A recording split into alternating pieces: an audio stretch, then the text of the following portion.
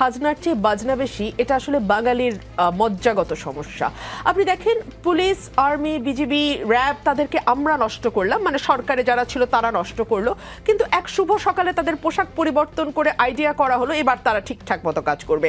আমরা যে কোনো একটা দেশের আইন শৃঙ্খলা পরিস্থিতি স্বাভাবিক রাখা, আইন শৃঙ্খলার অবনতি হলে সেটাকে শক্ত হাতে বন্ধ করা, এবং এই অবনতির সঙ্গে যারা প্রত্যক্ষ কিংবা পরোক্ষভাবে যুক্ত তাদের দল মত রাজসভ্য রাষ্ট্রে হয়ে থাকে। আমার দেশে এগুলো হয় না। আমার দেশে হয় বড় বড় কথা, লুকিং ফর শত্রুজ কিংবা ডেভিল কি অপারেশন ডেভিল হান্ট, এইসব অদ্ভুত অদ্ভুত কথা। আমরা না আসলে ক্লান্ত জাতি হিসেবে, আমি ব্যক্তিগতভাবে বাংলাদেশের একজন নাগরিক হিসেবে আমার এখন সত্যিই খুব ক্লান্ত লাগে। দেখুন নিকোল, গাজীপুরে যে ঘটনাটা ঘটেছে সেই ঘটনায় কারা ঘটালো, কারা মদদ দিল, কারা সেটাতে উস্কে দিল, এবং কেন মাঠে পুলিশ এবং সেনাবাহিনী মোতায়েন থাকা সত্ত্বেও এই ধরনের ঘটনা ঘটতে পারলো, সেটা স্বরাষ্ট্র উপদেষ্টার বের করার কথা, তাই নয় কি? কিংবা ধরুন 32 নম্বরে 2 দিন যাবৎ একটি বাড়ি ভাঙা হলো, মাটির সঙ্গে মিশিয়ে দেয়া হলো, আগুন দেয়া হলো, এবং মানে এক ধরনের উৎসব মুখর পরিবেশে পুরো ঘটনাটি ঘটলো, এবং তারপরে আমরা দেখলাম সরকার নিন্দা জানাচ্ছে। সরকার যদি শক্ত স্ট্যান্ড নিয়ে বলতো আমরা এটা সমর্থন করছি, কারণ জার্মানিতে নাজিদেরকে একেবারে মাটির সঙ্গে মিশিয়ে দেওয়া হয়েছিল, তাদের কোনো অস্তিত্ব রাখা হয়নি, ঠিক একইভাবে আমরা বাংলাদেশেও শেখের কোনো অস্তিত্ব রাখবো না, এটা যদি তারা বোল্ডলি ঘোষণা দিয়ে করতো তাহলে মানুষ আশ্বস্ত হতো এই ভেবে যে ও আচ্ছা, সরকারের অন্তত নিয়ন্ত্রণ আছে, সরকার জানে ঘটনাটি ঘটছে এবং সরকার এটিকে ঘটতে দিচ্ছে বিকজ সরকার এটিকে সমর্থন করে। কিন্তু আমরা দেখলাম সরকার খুব কড়া ভাষায় বিবৃতি দিল তার একদিন পরে। মানে হোয়াট ডাজ ইট মিন? আপনি কি জনগণের সঙ্গে মকারি করেন? আপনি কি রাষ্ট্র পরিচালনাটাকে এক ধরনের ছেলে খেলা মনে করেন? এটা কিন্তু ছেলে খেলা নয় নিকোল। এবং 18 কোটি মানুষ, মতান্তরে 20 কোটি মানুষ কিন্তু হুমকির মুখে পড়তে যাচ্ছে সরকারের এই অযোগ্যতা এবং অপদার্থ লোকজনকে পদে বসানোর কারণে। আমরা অনেকেই অনেক আশা নিয়ে এই সরকার গঠন করা হয়েছিল, এবং সেই সময়ে বড় বড় সকল রাজনৈতিক দল বলেছিল যে এই সরকার আমাদের সরকার, এই সরকারকে কোনোভাবে ব্যর্থ হতে দেওয়া যাবে না। আমরা তো দেখছি সরকার ব্যর্থ হওয়ার জন্য মরিয়া হয়ে গেছে। সরকার যদি জনজীবনের ন্যূনতম স্বস্তিটুকু আনতে পারতো। মানে এখন কি হয়েছে বাংলাদেশে, আমরা সন্ধ্যার পরে বহু বহু বহু বছর পর আবারও বেরোতে এখন ভয় পাই। আপনিও ভয় পান, স্বীকার করবেন কি করবেন না জানি না, আমি ভয় পাই ভাই। এবং আমি এটা সকল চ্যানেলে বলি, রাত হলে আমাকে আমার সঙ্গে আরেকটা লোক দিতে হবে গাড়িতে। এটা তো আমি গত 15 বছর বলি নাই। সো পরিস্থিতিটাকে আপনারা সেই জায়গায় নিয়ে গেছেন, এবং আমি যখন সাধারণ মানুষ, সেই মানুষগুলো বিশ্বাস করেন কোনো রং লেবাজের মানুষ না, একেবারে আম জনতা।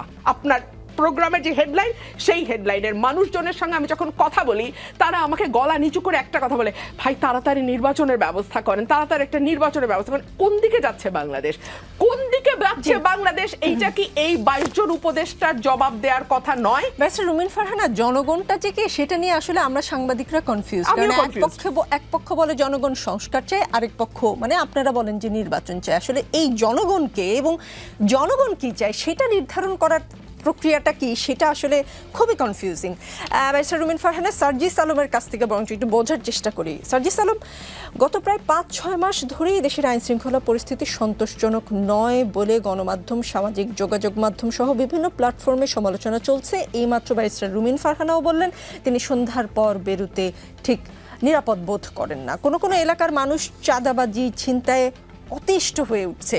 আমরা কবজিকাটা বাহিনীও দেখতে পাচ্ছি বিভিন্ন এলাকায়, কিন্তু আমরা কোনো অপারেশন ছিনতাইকারী হান্ট কিংবা অপারেশন চাঁদাবাজ হান্ট কিন্তু দেখি নাই। কিন্তু আমরা যেটা দেখলাম, স্বরাষ্ট্র মন্ত্রণালয়ের বিজ্ঞপ্তি বলছে গাজীপুরে ছাত্র জনতার উপর সন্ত্রাসী আক্রমণের ঘটনায় আইন শৃঙ্খলা রক্ষাকারী বাহিনীগুলোর সমন্বয়ে একটি সভা অনুষ্ঠিত হয়, সেখানে অপারেশন ডেভিল হান্ট পরিচালনার সিদ্ধান্ত হয়েছে।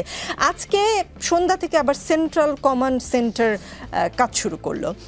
গাজীপুরে ঘটনায় কেন স্বরাষ্ট্র মন্ত্রণালয়ের টনক নড়ল? গাজীপুরে কি এমন হয়েছিল যে গত 5-6 মাস ধরে মানুষ আইন শৃঙ্খলা পরিস্থিতি নিয়ে কথা বলার পরেও কোনো হান্ট অপারেশন, ডেভিল হান্ট বা কি এঞ্জেল হান্ট কোনো কিছুই আসলে আমরা দেখলাম না। মানে আপনারা কি গাজীপুরে এমন কিছু করেছেন যে স্বরাষ্ট্র মন্ত্রণালয়ের টনক নড়ল, নাকি স্বরাষ্ট্র উপদেষ্টার গায়েবালা জানাজা হয়েছে চট্টগ্রামে, সেইটা তাকে খুব মানে টাচ করেছে এমন কিছু? হ্যাঁ, দেখুন, প্রথম কথা হচ্ছে আমরা আমাদের জায়গা থেকে স্পষ্ট মনে করি যে এই অভ্যুত্থানের পরবর্তী সময়ে যেই আশা প্রত্যাশা নিয়ে এই অন্তর্বর্তীকালীন সরকার বাংলাদেশের মানুষের সামনে এসেছে, সেই জায়গায় অন্ততপক্ষে স্বরাষ্ট্র মন্ত্রণালয়ের কথা যদি আমরা বলি, আইন শৃঙ্খলা রক্ষাকারী বাহিনীর কথা যদি বলি, তারা আমাদের প্রত্যাশার পূরণ করতে পারেনি। আমরা আমাদের জায়গা থেকে শুধু সেদিন নয়, অসংখ্যবার তাদেরকে এসে বলা হয় সন্তান শহীদ হয়েছে, অনেক সম্মান পেয়েছিস, এখন আমরা দেখব সামনে কতটুকু আরও সম্মান পাস। এভাবে যখন হুমকিগুলো দেওয়া হয়, এখন তাছাড়া আমরা যখন প্রত্যেকটি জায়গায় জেলা পর্যায়ে উপজেলা পর্যায়ে যখন আমরা দেখি প্রত্যাশিত যে আইন শৃঙ্খলা রক্ষাকারী বাহিনীর অবস্থান থাকা দরকার ছিল, কার্যক্রম থাকা দরকার ছিল, সেটি আমরা আমাদের জায়গা থেকে দেখি না। বরং আমরা আমাদের জায়গা থেকে গুরুত্বপূর্ণভাবে, একদম খুবই দুঃখজনকভাবে দেখি এই আইন শৃঙ্খলা রক্ষাকারী বাহিনী বিগত 16 বছরে তাদের রন্ধ্রে রন্ধ্রে যে চর্চাটা একটা চলে এসেছিল, যে ক্ষমতাসীনদের চাটা, এই যে মানে দালালি করার যে চর্চাটা, এটা এখন তাদের ভিতরে আবার ঢুকে গিয়েছে।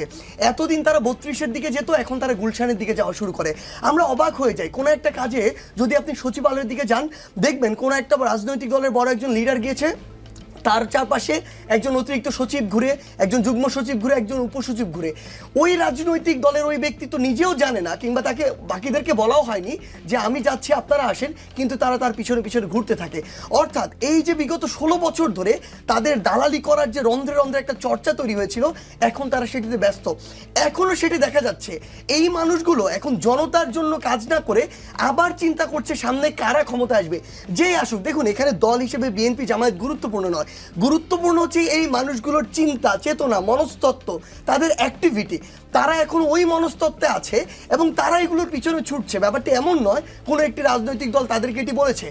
এবং সবচেয়ে বড় যে সমস্যাটি হয়েছে, আমরা দেখেছি স্বরাষ্ট্র উপদেষ্টার পক্ষ থেকে এরকম বোল্ড কোনো স্টেটমেন্ট আমরা আমাদের জায়গা থেকে এইগুলোর এগেনস্টে আমরা আমাদের জায়গা থেকে দেখিনি। আমাদের এই বিষয়গুলো দেখতে দেখতে আমরা যত জায়গা দিকে বলা যায়, আমাদের ছাত্র উপদেষ্টারা রয়েছেন, অন্যান্য উপদেষ্টাদের সাথে, শহীদ পরিবার আহতদের সাথে যখন তাদের বিভিন্ন সময় বসা হয়, প্রত্যেকটি জায়গায় আমরা এই কথাটি আমাদের জায়গা থেকে উল্লেখ করেছি। কিন্তু আমরা যখন দেখছি ওই গাজীপুরে প্ল্যান করে বৈষম্যবিরোধী ছাত্র আন্দোলনের 30-40 জন প্রতিনিধিকে ওই মোজাম্মেল হোসেনের বাসায় ডেকে নেওয়া হচ্ছে, ডেকে নিয়ে তাদেরকে হামলা করা হচ্ছে, এবং প্রত্যেককে এভাবেই মাথায় কোপানো হয়েছে যেন একটা কোপ দিয়ে একজন মারা যায়। যার হাতে লেগেছে ওকে হাতে কোপানো হয়নি, তার মাথায় কোপানো হচ্ছিল, সে হাত দিয়ে নিজের মাথাকে প্রোটেক্ট করতে গিয়েছিল। তো এভাবে যখন ডক্টররা দেখছে যে তার এমনকি মাথার যে মস্তিষ্ক, সেই মস্তিষ্ক পর্যন্ত দেখা যাচ্ছে, তো ফ্যাক্ট হচ্ছে এটা বৈষম্য বিরোধী ছাত্র আন্দোলন যারা ওই গাজীপুরে এই অভ্যুত্থানের সামনে সারিতে ছিল, তারা শুধু নয়, আজকে তারা এরপরে এই ফ্যাসিস্ট বিরোধী অভ্যুত্থানে যারা যারা ছিল, হোক বিএনপি, হোক আওয়ামী লীগ, হোক ছাত্রদল, হোক শিবির, বিএনপি হোক জামায়াত হোক শিবির হোক ছাত্রদল, যে হোক, যারা এই অভ্যুত্থানে অংশগ্রহণ করেছিল, ধীরে ধীরে প্রত্যেকের দিকে ওই চাইনিজ কুড়ালটি যাবে, ওই রামদাটি যাবে। আমরা আমাদের জায়গা থেকে মনে করেছি সময় শেষ হয়ে গিয়েছে, দেয়ালে এখন পিঠ থেকে গিয়েছে। এখান থেকে যদি স্বরাষ্ট্র মন্ত্রণালয়, স্বরাষ্ট্র উপদেষ্টা, সংশ্লিষ্ট আইন শৃঙ্খলা রক্ষাকারী বাহিনীর যে কোনো ইউনিট, তারা যদি তাদের কাজটা না করতে পারে, তাহলে তাদের এই চেয়ারগুলো তার থাকার প্রয়োজন নাই। আমরা সেদিনই, তারপরের দিন সকাল 11টায় একটি মিটিং হয়, আমরা আমাদের জায়গা থেকে স্পষ্ট করে জাস্ট একটি কথা বলেছি, এটা শুধু গাজীপুর নয়, গাজীপুর একটা এক্সাম্পল যেখান থেকে শুরু হচ্ছে, পুরো বাংলাদেশে এটা ছড়িয়ে পড়বে, ছড়িয়ে পড়তে 1 মাসও সময় লাগবে না। আপনারা এটা গাজীপুরকে দিয়ে শুরু করবেন, কিন্তু এই যে অপারেশন ডেভিল হান্ট, এটা শুধু গাজীপুরের নয়, এটা পুরো বাংলাদেশের জন্য। এবং এখন পর্যন্ত যে প্রায় শতাধিক গ্রেফতার হয়েছে, আমরা প্রতিনিয়ত এটা আপডেট নিচ্ছি, এটা পুরো বাংলাদেশ থেকে হচ্ছে। আমরা জাস্ট আমাদের জায়গা থেকে একটা কথাই বলি, আমরা কোনো উপদেষ্টাকে সামনে রেখে এই অভ্যুত্থান করিনি। এই অভ্যুত্থান জনগণ, জনগণের চাওয়াকে রেখে সামনে রেখে হয়েছে। শেষ করে শুধু আপু, এখানে হাজার মানুষের রক্ত রয়েছে, জীবন রয়েছে, এইগুলোকে সামনে রেখে যে কোনো চেয়ারের দায়িত্বশীল যে কোনো ব্যক্তি, হোক উপদেষ্টা, হোক যে কোনো বাহিনীর প্রধান, তারা যদি তাদের দায়িত্ব পালন না করে, আমরা যে কারো বিরুদ্ধে যে কোনো কঠোরভাবে যে কোনো পদক্ষেপ নিতে সবসময় প্রস্তুত। জি, গাজীপুর আপনারা কোনো না কোনো চাপ কি প্রয়োগ করেছেন? মানে স্বরাষ্ট্র মন্ত্রণালয়, যে স্বরাষ্ট্র মন্ত্রণালয়কে এতদিন আমরা চিন্তায় চাঁদাবাজি হচ্ছে, মানুষজন অভিযোগ করছে, আমার প্রশ্ন কিন্তু সেই জায়গায় ছিল। আমরা কোনো অপারেশন করতে দেখিনি, তারা মানে 24 ঘন্টার মধ্যে অপারেশন ডেভিল হান্ট, আরেকটা কি আজকে সন্ধ্যার সময় হচ্ছে সেন্ট্রাল। এখানে আসলে কোনো নির্দিষ্ট একটি পথ আসল পথ না, এই পথ হচ্ছে ক্ষমতার পথ। আমাদের এই যে মানুষগুলো